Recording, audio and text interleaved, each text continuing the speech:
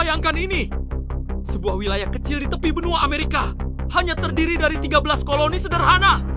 Bukan kerajaan besar, bukan kekaisaran kaya. Namun hari ini, negara itu memiliki pengaruh di hampir seluruh dunia.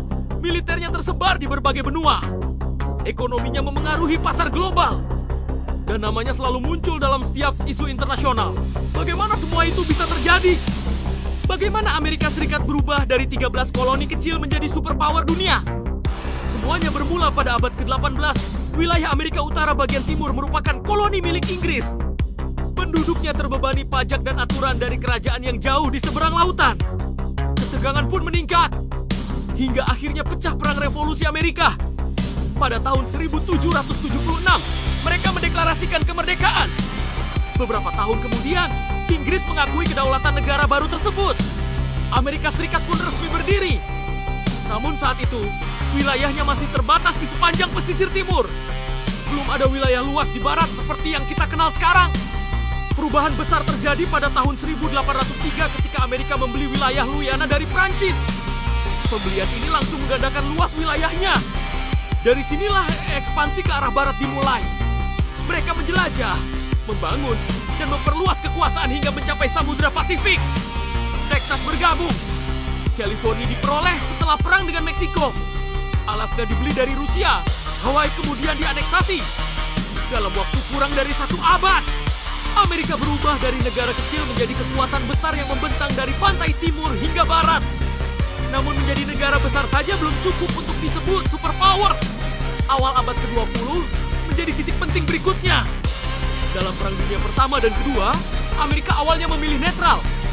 Tetapi ketika akhirnya terlibat, kekuatan industrinya mampu memasok kebutuhan perang. Setelah Perang Dunia Kedua berakhir pada tahun 1945, banyak negara di Eropa dan Asia mengalami kehancuran.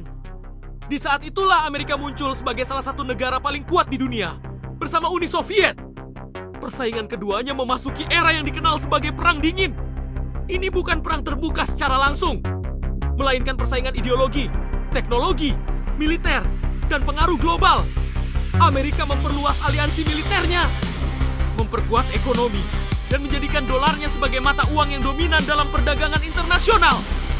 Ketika Uni Soviet runtuh pada tahun 1991, Amerika Serikat menjadi satu-satunya negara dengan pengaruh global paling besar. Sejak saat itu, istilah superpower sering melekat pada namanya. Perjalanan dari 13 koloni menjadi negara adidaya bukanlah proses singkat. Itu adalah hasil dari ekspansi wilayah, pertumbuhan ekonomi, strategi politik, dan keterlibatan dalam polisi besar dunia. Sejarah ini menunjukkan bahwa kekuatan global tidak terbentuk dalam semalam. Ia dibangun melalui momentum, keputusan besar, dan perubahan zaman. Dari koloni kecil di tepi samudra, Amerika tumbuh menjadi salah satu negara paling berpengaruh dalam sejarah modern. Dan pertanyaannya sekarang, apakah akan selalu seperti itu? Jika kamu tertarik dengan kisah sejarah dan peta dunia seperti ini, jangan lupa dukung channel ini dan tuliskan di kolom komentar negara mana yang ingin kamu bahas selanjutnya. Sampai jumpa di video berikutnya.